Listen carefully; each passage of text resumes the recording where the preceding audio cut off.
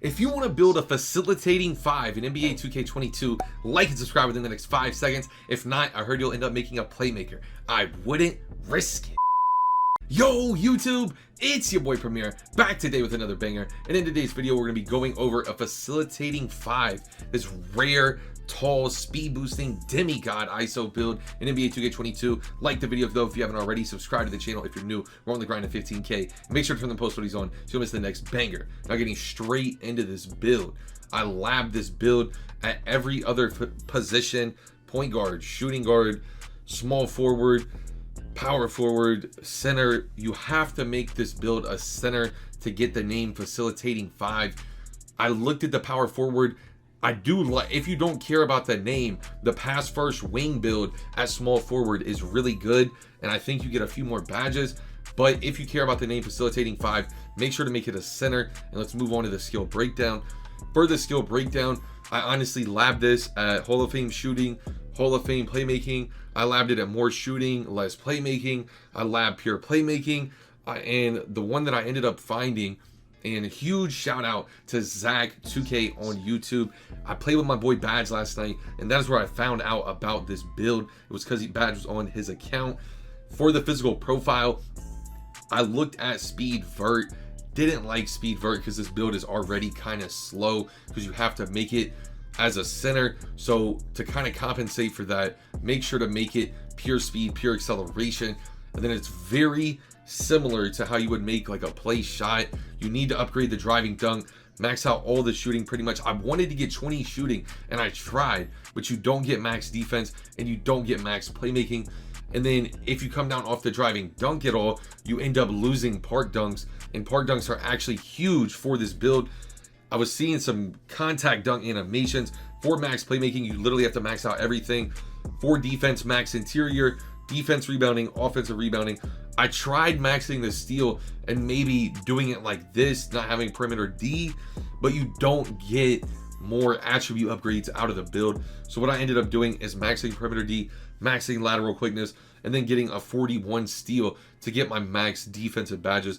But 119, 27, 9 is the badge spread for this build. You will get pro dribble moves too, and it's one of the tallest speed boosting builds in the game. Not to mention, once you choose playmaker takeover, this build is just so glitchy. It struggles to shoot at times if you don't have its badges. You definitely need its hotspots, and you definitely need the 99 overall. But once you have this build maxed out, this build is a demigod. It's different. But for the body shape, I looked to define one second, you know, and honestly, just a quick moment. Drink more water. For the body shape though, I lab defined, I lab burly, I lab built, and honestly defined, you get smaller shoulders and your arms are a tad longer. So if you don't see yourself playing any 1v1, I wouldn't really look at built or burly. If you're just going to be playing like part kind of, I would look at defined. But I honestly like built because it's kind of a mix of burly and defined, and I think it's good for like 1v1. I think it's going to be good for the park. I think overall built is the best. And for the height, you have to come all the way down to 6'9" to get the pro dribble moves. If you don't come down to 6'9", you're not going to get it. 6'10" doesn't get it, 6'11", etc. If you want to be taller and get them, I think, I haven't even got to finish labbing it. Somebody quote me on this, but I was labbing earlier the 6'9" version, and I've seen that you got a 75 ball control. So I wonder if a 6'10" pure play could get the pro dribble moves. That's just something I'll have to lab later. For the weight, make sure to minimize it. If you try to come up at all, you'll lose.